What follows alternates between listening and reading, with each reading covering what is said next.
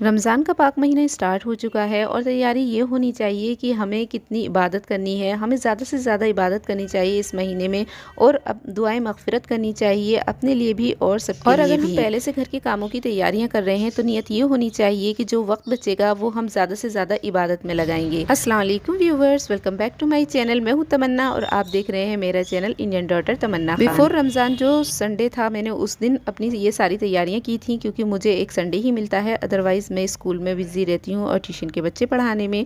तो आज मैंने सोच लिया था कि ये सारे काम कंप्लीट कर देने हैं, क्योंकि सभी के घरों में तैयारियां मुकम्मल हो चुकी हैं, लेकिन मेरी तैयारी अभी रह जाती है क्योंकि जॉब के साथ साथ घर की तैयारियां करना काफ़ी मुश्किल हो जाता है। मैंने अम्मी को काम दिया था लहसुन अदरक छीलने का और वो फटाफट से अपना काम करके चली गई थी, क्योंकि जितनी देर उनका दिल लगता है ना काम करने में उतनी देर वो काम करती हैं। जब दिल नहीं लगता ना तो वो काम छोड़कर चली भी जाती हैं। वैसे तो मैं उनसे कोई काम नहीं कराती, लेकिन कभी कभी हम उन्हें छोटे मोटे काम दे देते हैं ताकि उनका दिल लगा रहे। उन्हें इस टाइप के छोटे छोटे काम करने में मज़ा भी आता है और वो बोर भी नहीं होती हैं और इसी तरह से मिलजुल कर छोटे छोटे काम हो जाते हैं।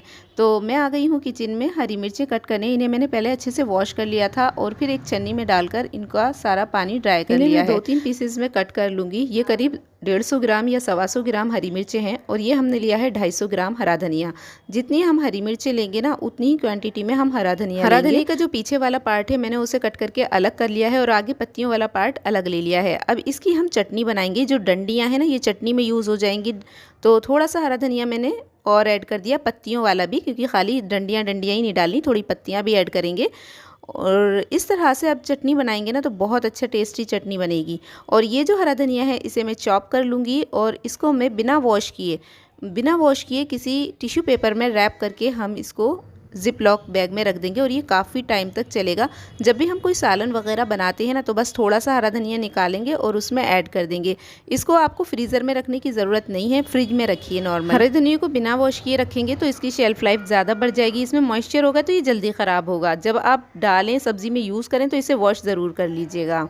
तो मैं चटनी बाद में पीसूंगी, पहले मैं लहसुन अदरक का पेस्ट बना लूँगी। तो ये अदरक है, अदरक थोड़ी सी कम ली है, ज़्यादा नहीं, थोड़ी कम ली है लहसुन की क्वांटिटी। अगर आप लहसुन अदरक का पेस्ट स्टोर करने के लिए बना रहे हैं तो उसमें बहुत कम पानी डाल करके उसे ग्राइंड करिए और थोड़ा सा चलाने के बाद ना इसे देख लीजिए, जितनी ज़रूरत हो उतना ऑयल ऐड कर दीजिए, 1-1.5 चम्मच, और नमक ऐड कर दीजिए। इससे इसका कलर भी बहुत अच्छा आएगा और इसकी शेल्फ लाइफ भी बढ़ जाएगी। ऑयल आप कम ज़्यादा कर सकते हैं, उससे कोई फ़र्क नहीं है। आप जब इसे अपनी रेसिपी में ऐड करेंगे तब आप ऑयल का ख्याल रख लीजिएगा। और अब इस पेस्ट को हम एक कंटेनर में शिफ्ट कर लेंगे। आप इसे आइस क्यूब ट्रे जो होती है उसमें भी जमा सकते हैं, या फिर आपके पास घर में जो कोई भी ट्रे हो ना आप उसमें भी इसको इस तरह से डालकर लेवल कर लीजिए और इस तरह से कट मार लीजिए। तो कट लगाने के बाद ना ये जमने के बाद आसानी से निकल आएगा। अब हम इसे फ्रीज़र में रख कर इसे पहले जमा लेंगे और उसके बाद हम इसके पीस करते हैं। तो मैंने इसे रात को बनाया था और फ्रीज़र में रख दिया था। सुबह को थोड़ी देर के लिए निकाल के रखा हल्का सा और ये बड़ी आसानी से इसके पीस कट हो गए थे। और इन पीसेस को फिर मैंने ना एक जो जिप लॉक बैग आता है ना उसमें डाल करके फ्रीज़र में रख दिया था। अब आप इसे कितने भी टाइम के लिए स्टोर कर सकते हैं, या बड़ी आसानी से 1 महीना तक ख़राब नहीं होगा। और अगर आपके फ्रीज़र में इतना स्पेस नहीं है तो आप किसी कांच की बोतल में करके साइड में भी लगा सकते हैं, तब भी ये करीब 15-20 दिन आसानी से चल जाता है। उसके बाद मैंने सेम जार में ही ये चटनी हरे धनिए की बना ली थी, जिस जार में मैंने लहसुन अदरक का पेस्ट रेडी किया था, ताकि जो है ना मुझे वॉश ना करना पड़े उसे, और जो उसके अंदर लहसुन अदरक रह जाता है वो भी इसके अंदर ही मिक्स हो जाता है। रेशो मैंने जो लिया था ना चटनी बनाने का वही 125 ग्राम हरा धनिया, 125 ग्राम हरी मिर्चें, 20-25 लहसुन की कलियां ली थी, 1 चम्मच बड़ा चम्मच ज़ीरे का ऐड किया था और नमक। अभी मैंने कोई खटाई ऐड नहीं की है क्योंकि रमज़ान का टाइम होता है तो गला ख़राब होने का डर रहता है। जिसे खानी होती है ना खट्टी चटनी वो इसमें लेमन स्क्वीज़ कर लेगा या खटाई ऐड कर लेगा जब मैं इसके पीसेस मेल्ट करूँगी। और इसे भी मैंने उसी प्रोसेस से फ्रीज़ होने के लिए रख दिया था जिस प्रोसेस से मैंने अभी लहसुन अदरक का पेस्ट रखा था।